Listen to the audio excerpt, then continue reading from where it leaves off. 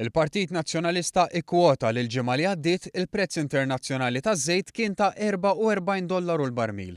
Iżda 4 ijiem wara il-prezz internazzjonali taż-żejt tela' għal $56 l-barmil.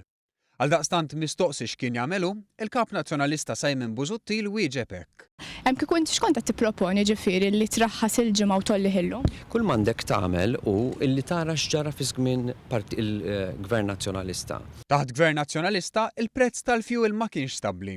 Dan il-Gvern daħħal lura s-sistema tal-hedging li toffri stabbiltà fil-prezzijiet tal-fuel kif ukoll li wassal għal roħs fil-prezzijiet. Meta mistoqsi dwar l-istabilità fil-prezz tal-fuel, Busuttil wieġeb hekk. L-istabilità ġifieri. Ħanajlek meta saqsini mistoqsija tieni ċans inwieġbek mhux tinterrompi hu paċenzja. Mit-tnejn il-poplu Malti beda jħallas 4 ċenteżmi inqas għal kull litru ta' petrol u diesel, iżda għal Kap Nazzjonalista Simon Busuttil dan ir-roħs huwa daħk fil-wiċċ.